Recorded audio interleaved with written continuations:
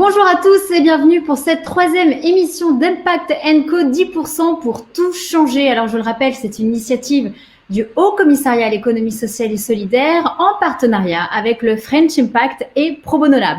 Alors cette semaine, aujourd'hui, nous allons mettre en l'honneur les enjeux de solidarité en faveur de la transition alimentaire. Et pour ce faire, nous avez beaucoup d'honneur de recevoir le secrétaire général de Danone, ainsi qu'une structure de l'économie sociale et solidaire. Bonjour Mathias Wichra, vous êtes le secrétaire général de Danone. Et bonjour, vous m'entendez ? Très bien. Et à vos côtés, nous recevons Baluchon, donc avec sa fondatrice, Louise Fourquet. Bonjour Louise. Bonjour Cyrielle, bonjour Mathias. Bonjour, on va tout de suite commencer tout d'abord par Danone. Danone, on le regroupe, vous êtes le 10e groupe alimentaire dans le monde. Vous avez 9000 salariés en France et 100 000 dans le monde entier. Et il est vrai qu'on assiste depuis quelques semaines à une crise sanitaire qui se traduit bien évidemment malheureusement en crise économique, mais également en crise sociale. Alors tout de suite, je sais que vous l'avez dit déjà dans plusieurs médias, mais j'aimerais quand même qu'on l'aborde ici aussi. Concernant toutes les mesures de protection sociale, aujourd'hui, vous êtes d'accord, jusqu'au 30 juin, vos 100 000 salariés vont toucher un salaire jusqu'au 30 juin dans le monde. C'est 100 000 salariés. Oui, c'est même 100% de leur salaire qui est garanti. En fait, on se rend compte que cette crise a un impact effectivement très important sur les chaînes alimentaires et on considère qu'il est de notre devoir en tant qu'entreprise de pouvoir assurer une continuité. Il en va évidemment de l'alimentation de toutes les populations dans le monde entier, puisque nous sommes présents dans le monde entier.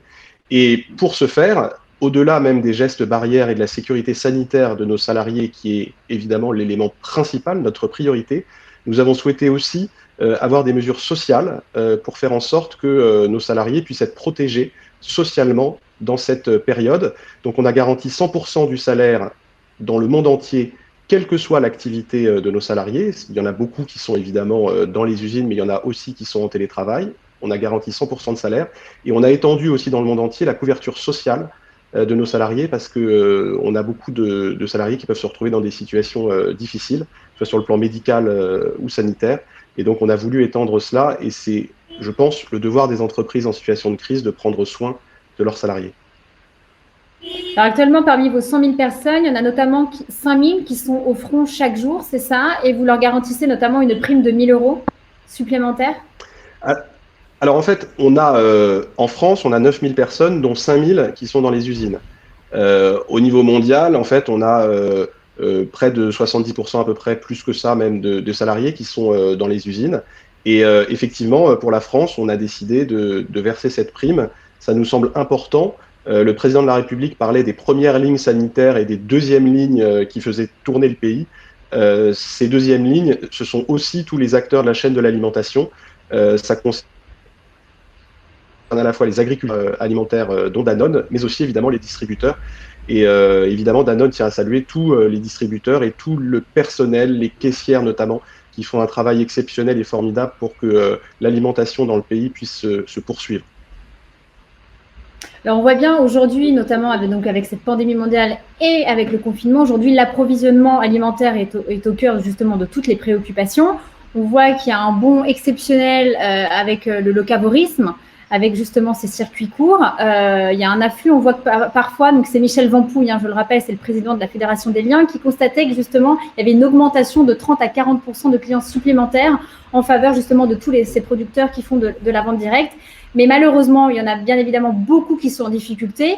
Et là, Danone, vous avez lancé un dispositif de 300 millions d'euros en faveur de 15 000 agriculteurs, de petites entreprises en tout cas qui travaillent avec vous pour les soutenir, c'est ça? Ouais. En fait, Cyrielle, par rapport à ce que vous dites, il y a deux éléments de réponse. Le premier, c'est sur la question de la localisation. Danone a anticipé en fait depuis plusieurs années ce sujet, puisque en gros, on produit à plus de 80% dans les pays de consommation. C'est-à-dire qu'en fait, dans un pays, plus de 80% des produits Danone vendus dans ce pays sont produits dans ce même pays. Donc en fait, la question de la localisation et des circuits courts, nous l'avons déjà anticipé depuis plusieurs années, puisque c'était un des sujets qui est posé par cette crise. La question notamment de la souveraineté alimentaire. La deuxième chose, c'est que effectivement, quand vous êtes une grande entreprise comme Danone, mais ça concerne évidemment d'autres entreprises, vous avez une sorte de devoir qui est à la fois, à mon avis, un devoir moral, mais aussi un devoir économique pour la pérennité de votre activité, qui consiste à prendre en compte tout votre écosystème. L'écosystème, c'est quoi? C'est à la fois les clients, les fournisseurs, effectivement les agriculteurs, quand vous êtes un groupe agroalimentaire. Et ce que nous avons fait, c'est que nous avons identifié les 15 000 les plus fragiles dans le monde entier, dans l'écosystème de Danone, et nous avons consacré 300 millions d'euros pour les aider, comme un support en termes de trésorerie, de facilité de paiement, d'aide à l'activité. Et ça paraît vraiment essentiel, parce qu'encore une fois, ça relève, je pense, d'un devoir moral. Une entreprise n'est pas seule. Il y a le cœur du réacteur qui est l'entreprise, mais il y a tous les acteurs qui sont autour et qui concernent cette chaîne de valeur, cet écosystème. Et puis, il y a aussi une nécessité économique. La reprise sera totalement liée à la pérennité de l'écosystème des grandes entreprises. Une entreprise n'est pas seule. Et donc, pour que la reprise se fasse, il ne faut surtout pas que cet écosystème soit affaibli au point ensuite d'affaiblir le cœur du métier des grandes entreprises. Quelles sont d'ailleurs j'ai deux questions à ce sujet. J'aimerais bien avoir quelques profils de ces entreprises que vous soutenez. Et on est d'accord qu'aujourd'hui, l'élan de solidarité, aujourd'hui, toutes les grandes entreprises, c'est un devoir. Oui. Oui, évidemment. Nous, par exemple, je vous parlais de ce support-là, mais on a, par exemple, dans le monde, donné plus de 20 millions de palettes de produits à la fois aux banques alimentaires, aux hôpitaux, à travers toute une série de dispositifs et d'associations. Dernièrement, on a décidé d'aider des associations en Seine-Saint-Denis et en particulier à Clichy pour faire en sorte de prendre en compte les populations les plus fragiles qui sont parfois pas pris en compte par les circuits traditionnels d'aide. Donc oui, c'est un devoir. Donc on a fait ces dons en nature, on a fait des dons évidemment financiers, on a fait beaucoup de dons aussi de produits, de masques, de blouses aux hôpitaux, avec un partenariat spécial avec la PHP. Donc oui, c'est un devoir. Et en ce qui concerne la question de l'écosystème, le type de structure, ça va en fait du petit transporteur qui transporte vos produits aux producteurs agricoles, donc l'agriculteur, en passant aussi par des petits clients et un système, par exemple, de vente de vos produits. Donc, quand on parle d'écosystème économique d'une entreprise, c'est vraiment très large et ça inclut une palette d'acteurs très variés. Après la crise, vous la voyez comment, cet autre avenir agricole qui est en train de se décider? Est-ce que ça va avoir un impact sur la structure de Danone? Est-ce que vous allez vous transformer? Vous songez déjà à des changements? On sait qu'il y a un débat en ce moment sur faut-il une reprise productiviste, c'est-à-dire sans prise en compte des enjeux sociaux et environnementaux, ou faut-il une reprise différente et d'une certaine manière s'appuyer sur cette crise pour réfléchir à un autre mode de production. Une entreprise comme Danone avec d'autres entreprises, nous sommes évidemment partisans de la deuxième option. La deuxième option, c'est se dire que demain, il faudra produire différemment, sortir d'une agriculture productiviste pour aller vers une agriculture régénératrice qui prenne soin des sols, puisqu'on sait intimement maintenant, on le sait, et c'est scientifiquement prouvé, qu'il y a un lien entre le virus que nous connaissons et des enjeux environnementaux comme la déforestation qui rapproche la faune sauvage des communautés humaines et qui du coup et la transmission de virus et de maladies. Donc, exactement. Donc, ce serait une reprise vraiment à courte vue et une occasion manquée que de ne pas accélérer la transition écologique après cette crise. Et par exemple, au niveau européen, on a l'enjeu du Green Deal. Le Green Deal est un peu suspendu pour l'instant. Il faut évidemment, et Danone et d'autres entreprises, nous avons signé le Call to Action de Pascal Canfin, militent pour une accélération du Green Deal. Il est évident que le monde de demain, et encore plus celui d'après-demain, se fera à travers une transition écologique et sociale. Sinon, on va à nouveau être dans le mur et on aura des solutions de court terme qui ne mèneront à rien. Concernant l'impact sur vos consommations, comment vous faites pour gérer justement le stockage de vos produits frais? Et est-ce que parmi les produits, quels sont les produits qui connaissent une forte hausse durant cette crise? En fait, on a globalement, on a annoncé nos résultats pour le premier trimestre et on a une hausse de 4% du chiffre d'affaires. Ce qui ne veut pas dire de la marge, puisque en fait, on produit avec des contraintes logistiques plus fortes, le coût du transport est plus élevé, etc. Ce qu'on a vu notamment, c'est que les produits qu'on appelle de nutrition médicale et infantile ont fortement progressé, notamment en Europe et aux États-Unis. Et que par ailleurs, le dairy, c'est-à-dire les produits frais, yaourts, ont aussi beaucoup augmenté puisque la consommation à domicile entraîne ipso facto ce type de consommation. En revanche, ce qu'on a pu voir dans les types de produits qui étaient plus impactés, c'est tout ce qu'on appelle le on the go, pardon pour l'anglicisme, c'est-à-dire tous les produits que vous achetez quand vous êtes dans la rue, c'est-à-dire les petits formats de bouteilles, c'est-à-dire les produits unitaires, etc. Et donc, effectivement, sur nos chaînes de production, on a dû adapter cela, puisque à la fois les grands produits, enfin les grands formats se vendent mieux, les petits formats se vendent beaucoup moins bien, puisque les gens sont confinés chez eux. Et donc, évidemment, on adapte la chaîne de production. Juste un point quand même sur le monde agricole. On est très en lien avec tout le monde agricole, avec la FNSEA notamment, pour faire en sorte que tout l'amont agricole soit sécurisé, notamment dans la chaîne d'approvisionnement. Et c'est parfois très compliqué. Et évidemment, Danone soutient beaucoup de paysans et d'agriculteurs pour faire en sorte d'avoir effectivement une chaîne robuste pour l'ensemble de la chaîne alimentaire qui va donc de la production agricole en passant par l'usine et en arrivant sur les rayons des supermarchés. Et votre président Emmanuel Faber a dit à l'une de mes consoeurs que justement vous avez fermé 2 usines de cartonnage dans le Grand Est et aujourd'hui vous faites comment pour pallier à ça? Alors, c'est pas nous qui les avons fermés en fait. C'est un point important, c'est que quand vous produisez dans le secteur agroalimentaire, vous avez en fait beaucoup de secteurs connexes. Vous avez le secteur du transport, vous avez le secteur des ingrédients, c'est-à-dire tous les ingrédients que vous prenez pour vos produits, et vous avez effectivement l'emballage. On a eu une situation, mais qui s'est améliorée depuis, effectivement, où dans le Grand Est, on avait du fait de l'absentéisme des usines d'emballage qui étaient fermées. Donc on a dû réinventer évidemment toute une logique de sourcing de produits d'emballage pour faire en sorte que la chaîne de l'alimentation ne s'interrompe pas. Mais il se trouve qu'aujourd'hui, en matière d'absentéisme et en matière d'emballage, la situation est toujours tendue, mais ça s'améliore et on a effectivement la possibilité à nouveau de pouvoir sourcer en France nos emballages pour nos produits.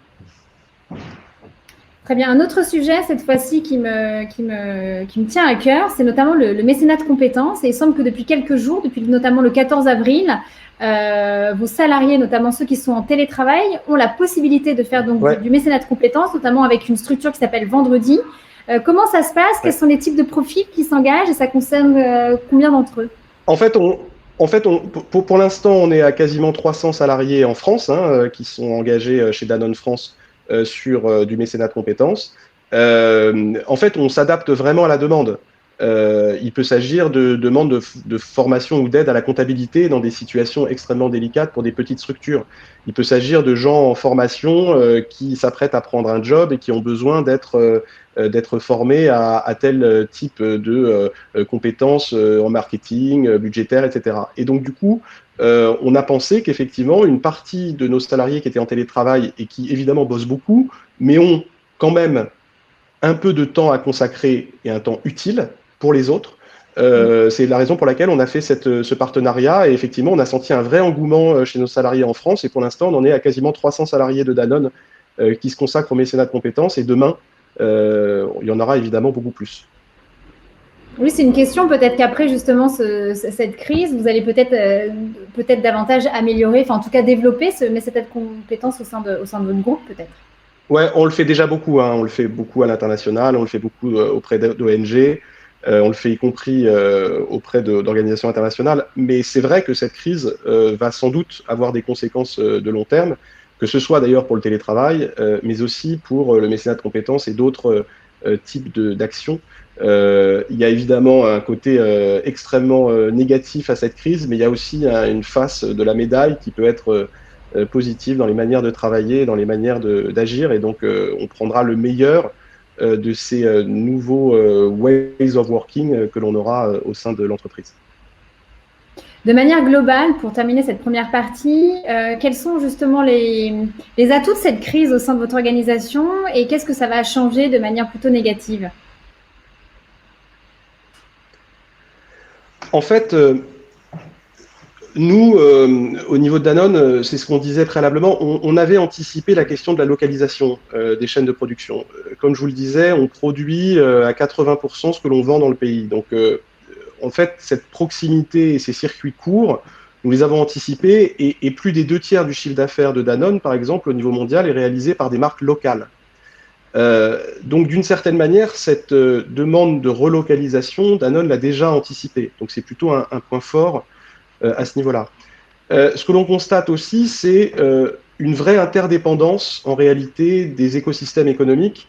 Et ça rend à la fois humble et en responsabilité, c'est-à-dire qu'en fait, une entreprise qui ne prend pas en compte l'ensemble de sa chaîne de valeur au sens large, les parties prenantes, les petits producteurs, les transporteurs, les clients, notamment pour leur santé économique, se met en danger. Et donc cette crise montre qu'il faut vraiment renforcer ce lien, et ces actions.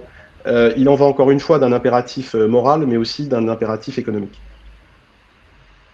Merci Mathias Wichra. On se retrouve après. Maintenant, je donne la parole à Louise Fourquet, la fondatrice de la structure d'ESS, Économie Sociale et Solidaire Baluchon.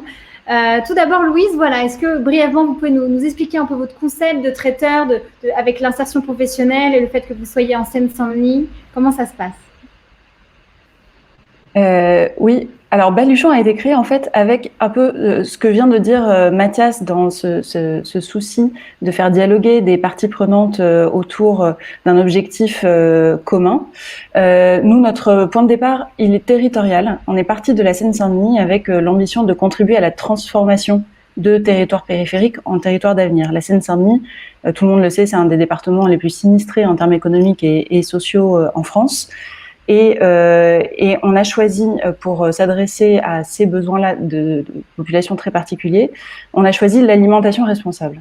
On a choisi de réconcilier alimentation responsable avec inclusion professionnelle, en faisant le pari que l'alimentation responsable, c'était un sujet partagé à la fois par des clients qui ont envie de bien manger, par des agriculteurs qui peuvent être soutenus dans une production locale en Île-de-France, et par des personnes en difficulté d'accès à l'emploi normal pour se former et accéder à un marché de l'emploi qui est très dynamique en Île-de-France. Et donc, on a créé une entreprise commerciale avec une activité de traiteur ultra-frais locavore, qui est aussi ultra-frais locavore et qui est aussi une entreprise d'insertion par l'activité économique.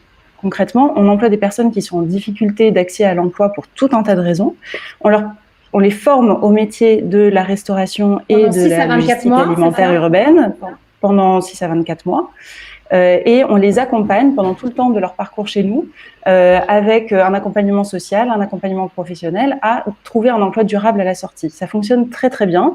C'est une entreprise qui, aujourd'hui en Île-de-France, fait plus de 4 millions d'euros de chiffre d'affaires, qui sert toute l'Île-de-France, et 87% des personnes en parcours d'insertion chez Baluchon trouvent une formation qualifiante ou un emploi durable à la sortie de leur parcours chez nous.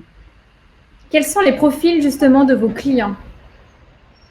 Nos clients, ce sont aussi bien des entreprises du CAC 40, des collectivités locales, bien sûr des acteurs comme nous de l'économie sociale et solidaire qui sont ambassadeurs de notre offre et qui achètent par conviction, mais aussi des clients tout à fait classiques qui achètent pour la qualité des produits et des services rendus. Alors, l'impact de la crise, bien évidemment, impacte bien évidemment ce secteur de l'économie sociale et solidaire. Comment on fait aujourd'hui pour survivre? Alors, j'aimerais bien savoir comment vous faites. Vous avez 95 salariés. Il y en a actuellement 80 qui sont en activité réduite ou partielle. Vous avez 5 000 € de perte sèche, et ça par semaine depuis le 23 mars.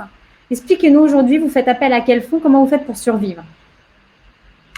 Alors, j'ai parlé de notre activité de traiteur ultra frais locavore, mais Baluchon s'est développé autour de d'autres métiers et d'autres activités, et en particulier la solidarité alimentaire. Et c'est sûr que la crise du coronavirus a pesé lourdement en imposant des contraintes sur les capacités des gens à se réunir, à organiser des réceptions. Donc toute notre activité traiteur, notre activité de plateau repas est à l'arrêt total depuis le 17 mars, mais on a commencé à en subir les effets déjà tout début février. En revanche, on avait déjà monté une réponse aux besoins de solidarité alimentaire avec nos partenaires, et j'en dirai quelques mots tout à l'heure, Emmaüs Défi et Métro en particulier, pour répondre aux besoins alimentaire des plus démunis, les personnes qui sont accueillies par des associations comme Aurore, Emmaüs Solidarité aujourd'hui à Paris, et qui ont des budgets très restreints pour nourrir leur public.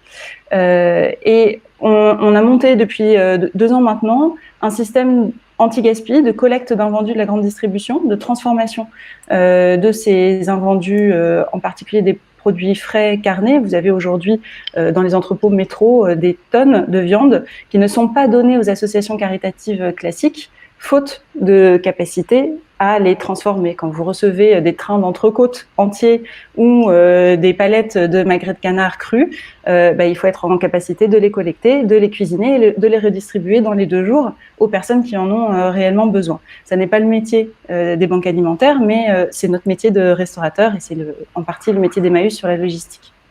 Donc cette activité de solidarité alimentaire, nous l'avons maintenue puisque les besoins n'ont pas disparu avec la crise, bien au contraire, ils se sont accrus chez nos clients Aurore et Emmaüs Solidarité. Et donc nous avons maintenu cette activité que nous considérions comme un service de marche minimum de notre société qu'il fallait absolument maintenir même en temps de confinement, en adaptant bien sûr l'environnement de travail des salariés qui ont accepté de contribuer à maintenir ce service minimum.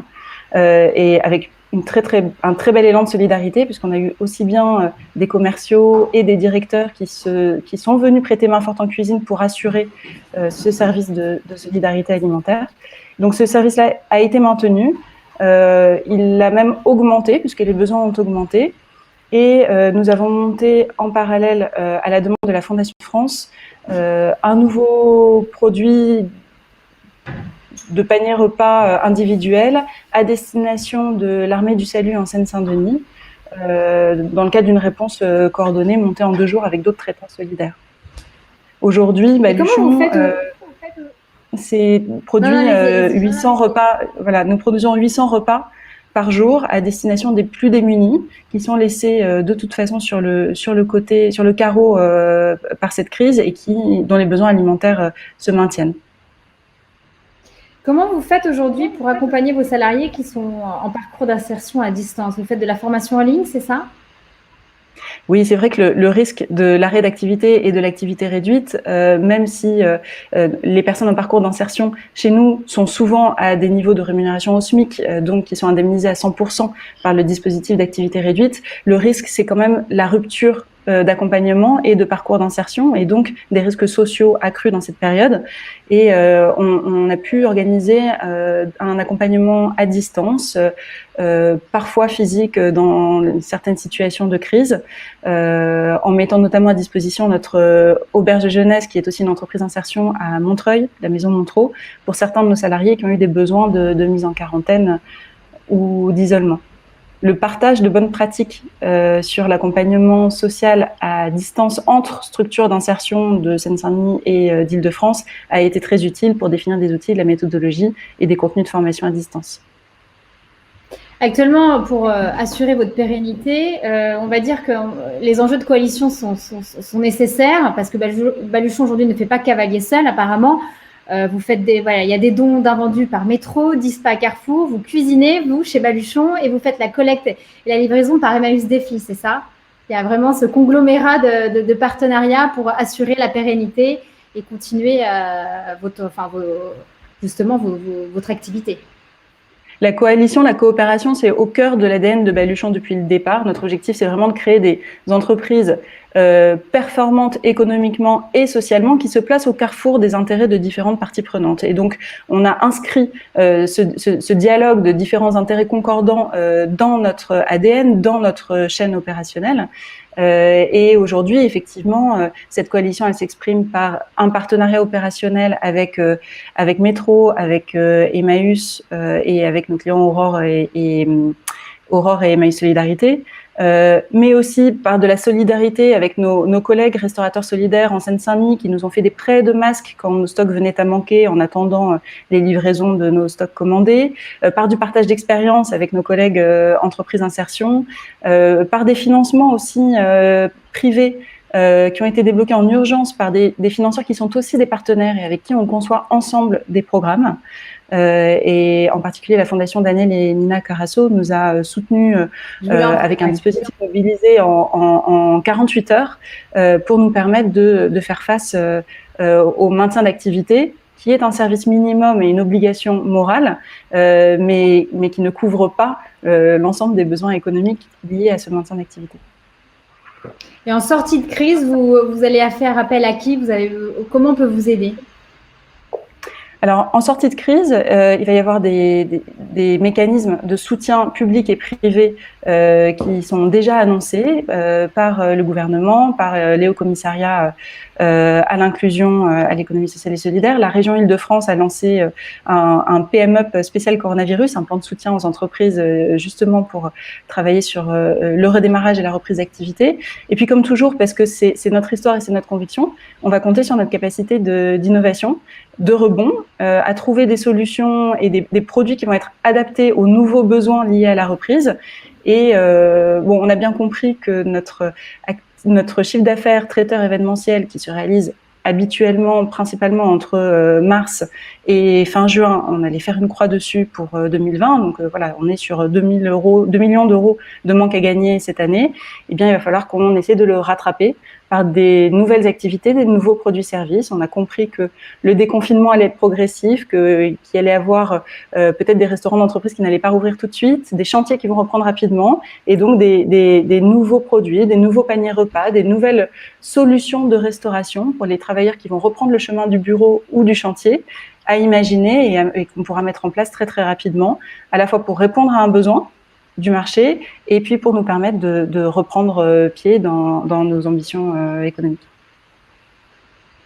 J'aimerais redonner la parole à Mathias Wichra, secrétaire général de Danone. En termes de coalition, ça fait depuis déjà août 2019, lors du sommet du G7 à Biarritz, où justement Danone pilote un conglomérat de grandes entreprises. Je crois qu'aujourd'hui, il y a 40 membres qui s'appellent B4G, Business for Inclusive Growth, un regroupement de grandes entreprises internationales, coordonnées donc par l'OCDE, pilotées par Danone.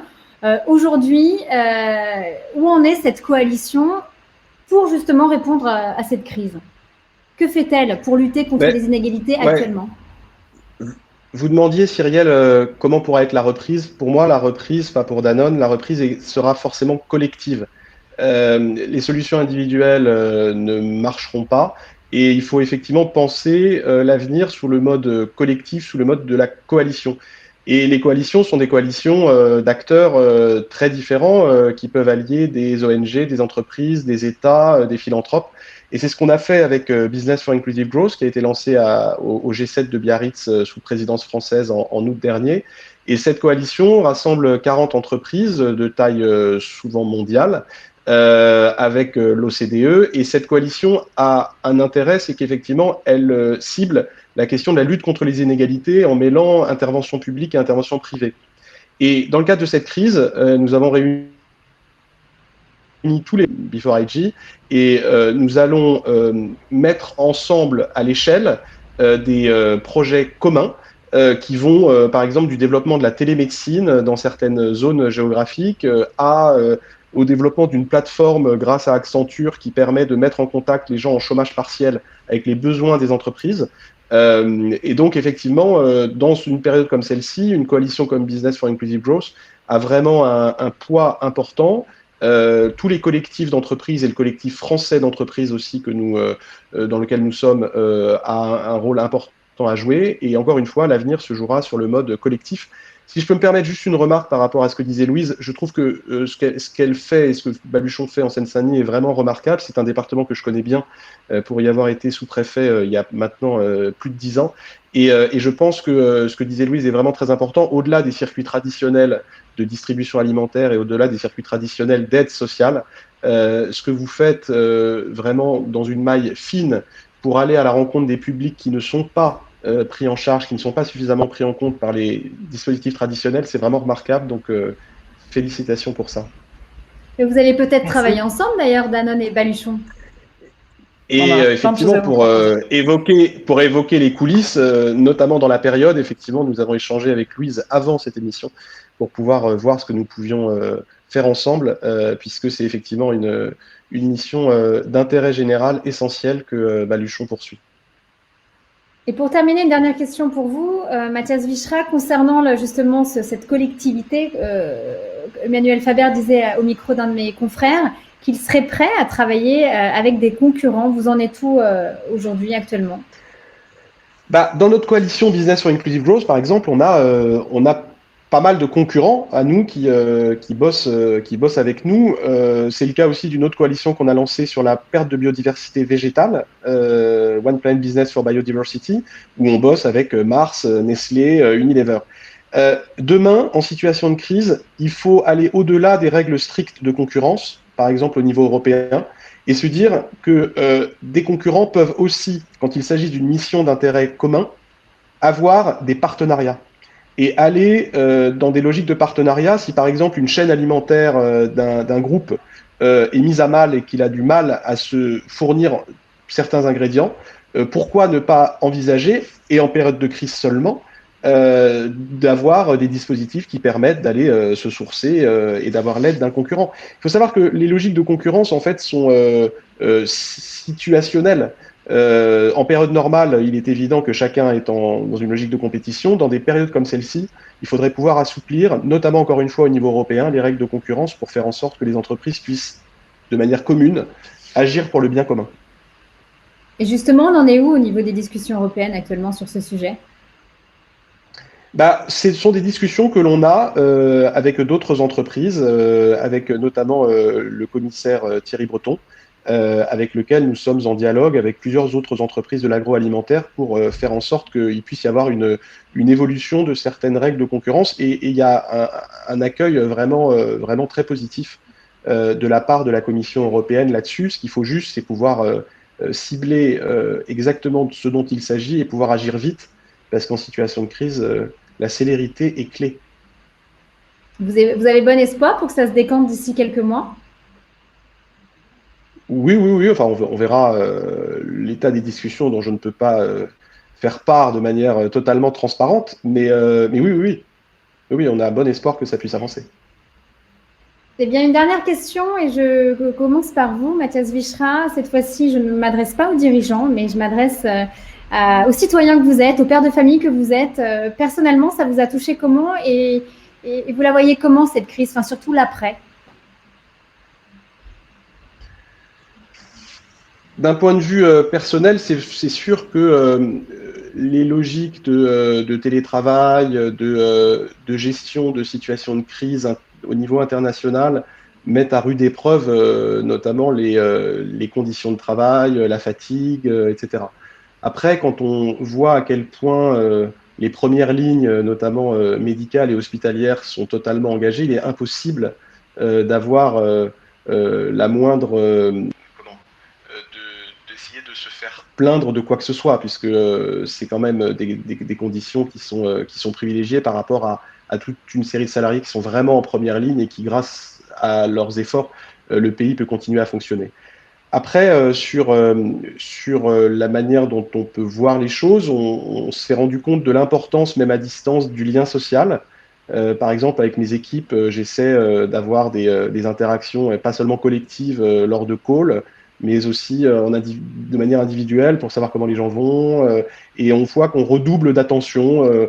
Même en anglais, dans les mails, on finit toujours par stay strong and stay safe, avec ces espèces de formules qui peuvent apparaître un peu standardisées, mais qui font du bien en se disant que finalement cette crise aura peut-être aussi révélé les liens, et qu'on dit souvent que dans les grandes crises, le cœur se bronze ou se brise. C'est une citation de Balzac. Je pense que dans bien des cas, le cœur se sera bronzé positivement, puisque les liens humains auront pris le dessus. Merci Mathias Wichra. Et Louise Fourquet, même question. Comment ça vous a affecté personnellement, cette crise ? Le fait d'avoir pu maintenir une activité et de rester au service des plus précaires et de ceux qui en ont le plus besoin a été pour moi une très belle occasion d'agir et de rester en action. Et de la même façon que la création de Baluchon avec tous les cofondateurs était l'occasion de ne pas rester inactif, immobile face à l'angoisse d'un monde injuste socialement et menacé par un péril climatique, le fait de pouvoir maintenir une activité de solidarité alimentaire, de rester actif en temps de crise, c'est aussi une façon de combattre l'angoisse. Et voilà, ce lien social que nous arrivons à maintenir en temps de crise, il fait du bien à ceux qui en ont besoin et il fait du bien à ceux qui le font aussi. Et j'espère que c'est une formule dont on se souviendra tous longtemps. Eh bien, merci beaucoup à vous deux. Merci beaucoup, Louise Fourquet, la fondatrice de Baluchon, Mathias Wichra, secrétaire général de Danone. Merci. Et merci à Christophe Itier d'avoir organisé avec vous, Cyrielle, ces différentes rencontres. Je pense que c'est à la fois nécessaire et très stimulant. Merci. Eh bien, merci à vous. Puis on compte sur vous, votre soutien pour diffuser à toute votre communauté, bien évidemment, cette émission. Pour ma part, moi, je vous retrouve mercredi prochain, le 29 avril. N'oublions pas que c'est une initiative en partenariat avec le French Impact, également Pro Bono Lab. Et je vous rappelle également que vous pouvez retrouver toutes les initiatives solidaires des membres de la collection 10% sur le site de French Impact, rubrique Entraîne. Merci beaucoup, à mercredi prochain.